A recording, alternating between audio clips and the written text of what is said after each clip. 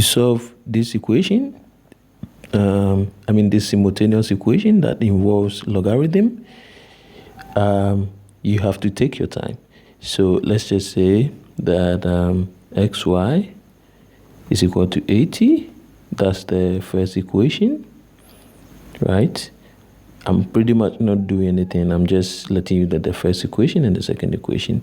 Then the second equation is log x minus 2 log y is equal to 1. That's our second equation. Now, if you are familiar with the laws of logarithm, you would know that this equation 2 can be written in another way. So this equation 2, let me write it here again. So the log x and 2 log y is equal to 1. You should also always know that when log is written like this, then it means it's to the what? Base 10. So we have log here and log here, so we can bring the log out, right, into bracket. If you really know the laws of logarithm, you would know that we would have log x here, right, over y raised to the power 2. These 2 right here will move up here, right? So that's why we have y raised to the power 2. Okay, then we close bracket, and that will give us 1. I hope you really understand this. So we brought out the logs. We have a log here and a log here. We brought it out, and we know this. According to log, these 2 will move up here, right? So that's what gave us the y squared.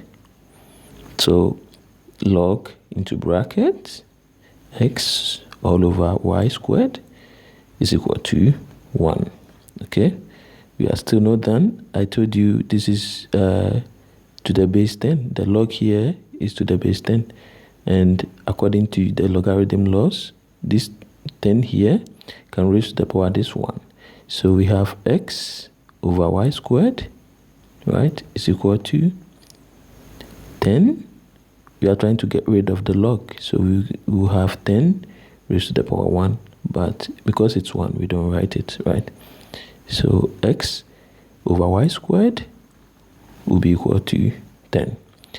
If you want to make x the subject, then we will have 10 y squared.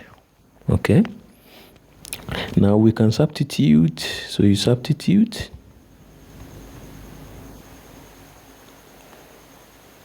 the x is equal to 10 y squared into equation 1. Okay, so let's do that. Let's substitute that into equation 1. Okay, so to substitute that into equation 1, we would have 10 y cube is equal to 80. You understand that, right? Okay, so what I did was that I substituted the x, which is, so equation 1, okay, let me do it this way. Equation 1 is x, y is equal to 80. And then we said the x, we found x to be equal to 10 y squared. So when we put this in here, we will have 10 y squared, and then this y will be here, right? And then this will be equal to this 80 here. Okay, so y multiply y squared will give us y cubed. So this will give us 10 y cubed is equal to 80. Right? So giving us this, we can then find the value for y. So we divide both sides by 10. We'll get y cubed is equal to 8. Now we find the cube root of both sides, right? The cube root of both sides, and our y will be equal to 2. So therefore we can say that our y is equal to 2 and our x, if we substitute these 2, so let's substitute the 2 into equation 1. So substitute y is equal to 2 into equation 1, right? And then we will have x2 is equal to 80. Now we have 2x is equal to 80.